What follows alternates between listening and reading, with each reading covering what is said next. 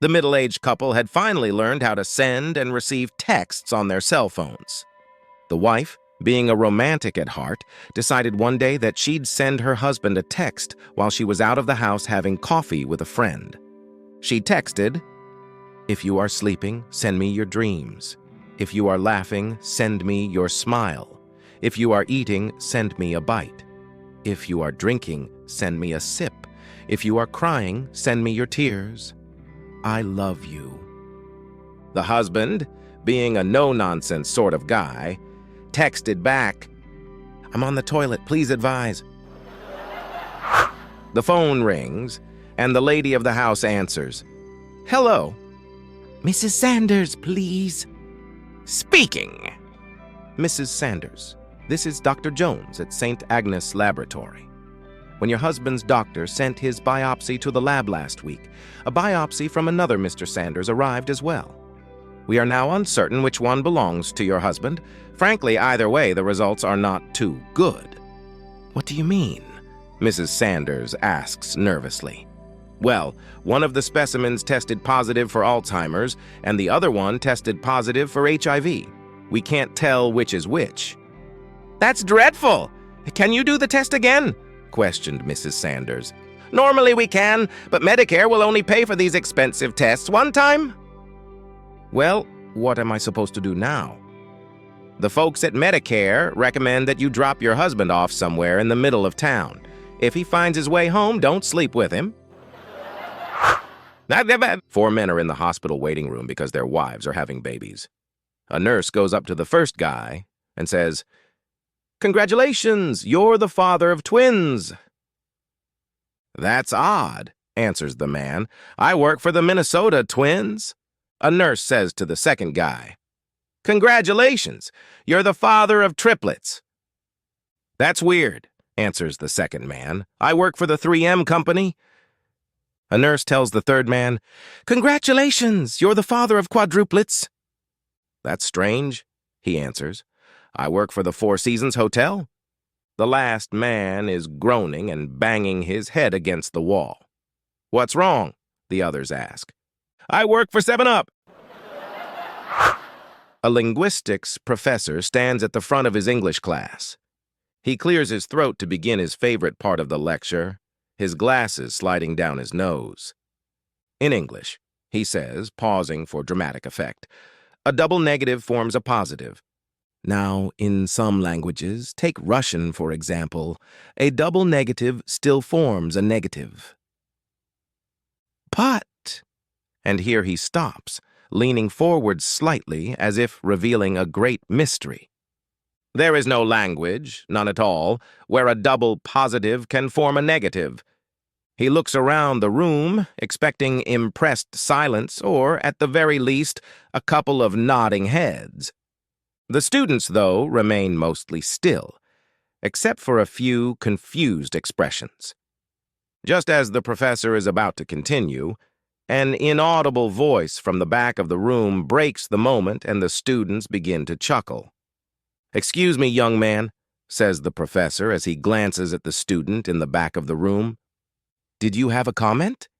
How about sharing it with the rest of the class?" The teen, leaning back in his chair, replies, "I said, yeah, right." "Oh, I have an idea," says the father. He puts a $10 bill, a bottle of whiskey, and a Bible on the coffee table. If he takes the money, he'll be a banker. If he takes the whiskey, he'll be a wino. And if he takes the Bible, that means he'll be a preacher. So the man and his wife hide just before their son comes in the door and watch from where they're hiding. The boy saunters over to the coffee table. He picks up the $10 bill, looks at it, then sets it down.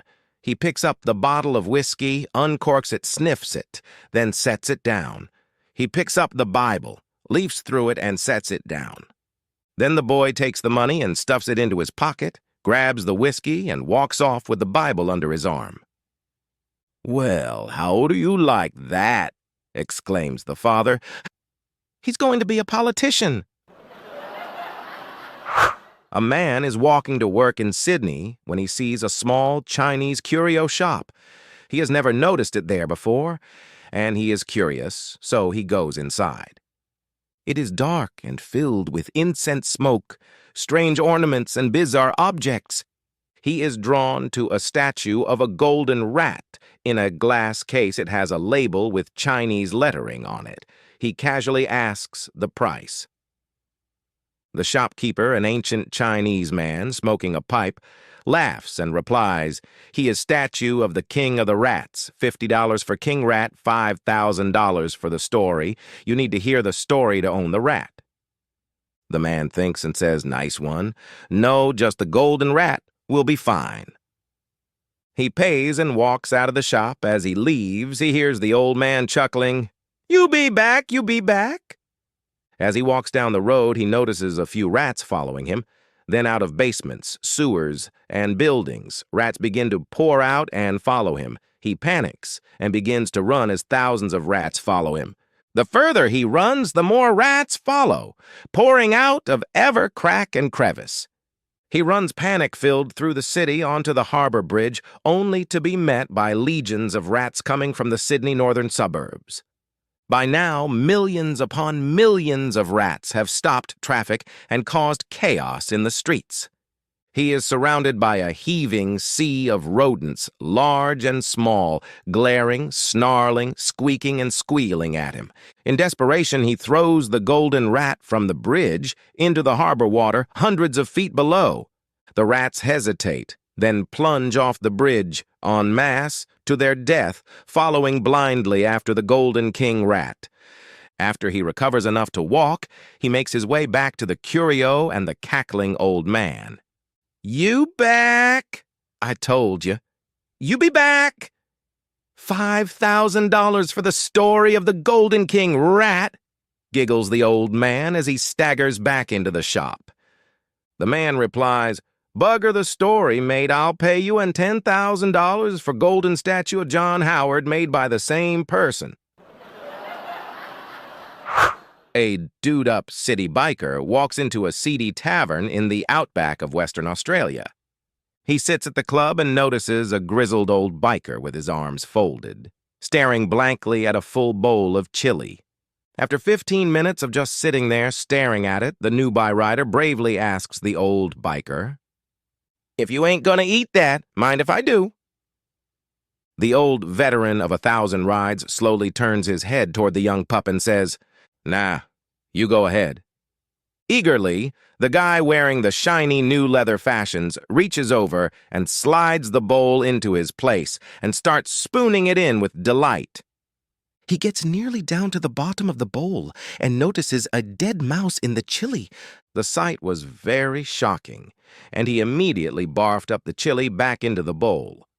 The old biker quietly says, "Yep, that's as far as I got, too."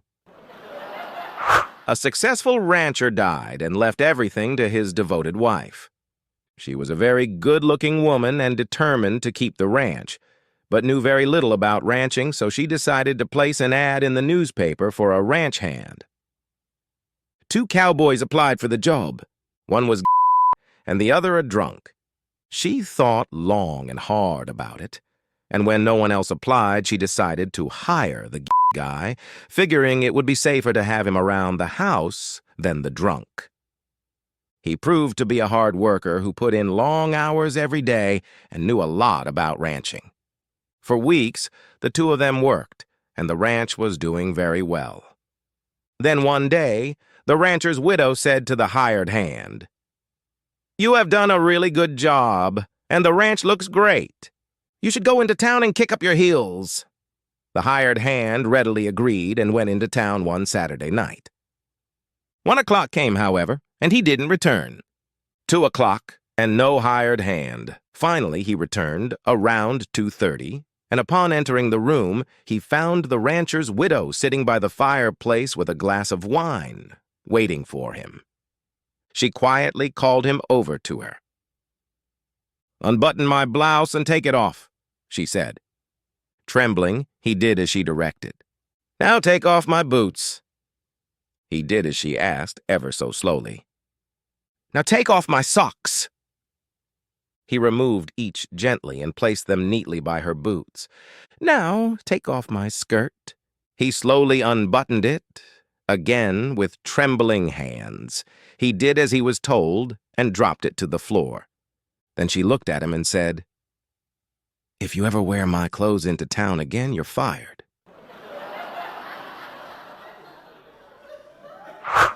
A New York attorney representing a wealthy art collector called his client and said to him, "Saul, I have some good news, and I have some bad news."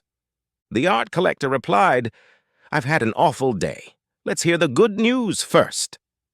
The attorney said, "Well, I met with your wife today, and she informed me that she invested $5,000 in 2 pictures that she thinks will bring a minimum of $20 million. I think she could be right." Saul replied enthusiastically, "Well done. My wife is a brilliant businesswoman. You've just made my day. Now I know I can handle the bad news. What is it?" The attorney replied, "The pictures are of you with your secretary." Kid going to his first day of school, he looks worried. His dad asks him, "What's wrong?" Nervous, the kid asks, "How long do I have to go to school for?" "Until you're 18, says the father. The kid nods and thinks about this quietly. When they get to the front gates of the school, the kid says, "Dad, you will remember to come and get me when I'm 18, won't you?" A fellow was walking along a country road when he came upon a farmer working in his field. The man called out to the farmer, "How long will it take me to get to the next town?" The farmer didn't answer. The guy waited a bit and then started walking again. After the man had gone about 100 yards, the farmer yelled out, "About 20 minutes. "Thank you. But why didn't you tell me that when I asked you?" "Didn't know how fast you could walk." Little Johnny brought home his history test result. It was 90. His father was so happy with it. However, his mother, Karen, just couldn't believe her son got 90 in history. After taking a closer look at the marks, she found that the handwriting style of the 9 and the 0 are different. "Johnny, you are so busted. Tell me, did you add the 0 to your marks?" "No, Mom, I didn't." "I am asking you once more. Did you add that 0 to your marks?" "Mom, no, I didn't add that 0. "Okay, as you're not telling the truth, you are grounded for 1 month." "Mom, no, please, no, I really didn't add that 0. This is your last chance, kid. Tell me the truth." "I just added the 9 to it."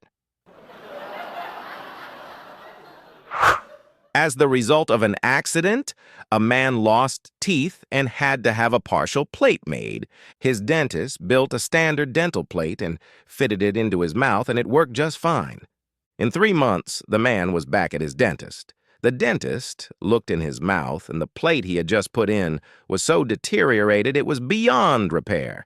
The dentist was shocked that it had only lasted 3 months, so he constructed a new plate and had stainless steel used as the basis. But again, in about 3 months, the patient was back, and the stainless steel plate was corroded and failing.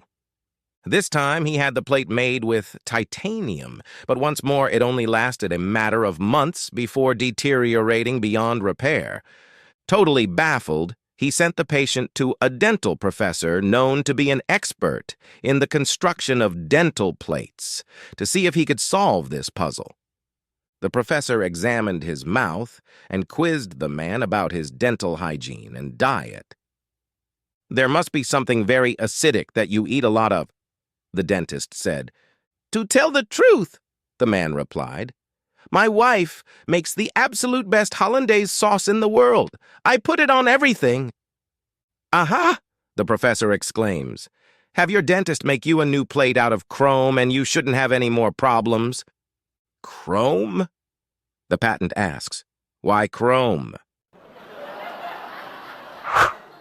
A man was sitting in a window seat on a plane going to New York. Just before takeoff, a large businessman wearing a beautiful designer suit walked down the aisle and sat right beside him. A few minutes later, the plane took off. For a while, all was well, until the man realized that he was feeling a little nauseous. He wanted to go to the washroom, but looked over and saw that the businessman was sound asleep and blocking his way. Not wanting to disturb him, he tried to control his nausea. He hoped the businessman would wake up, but unfortunately he kept sleeping away. Eventually, the man couldn't control himself any longer and threw up all over the man next to him. When the businessman woke up and saw the mess, the first man looked over and said, "So, do you feel better now?"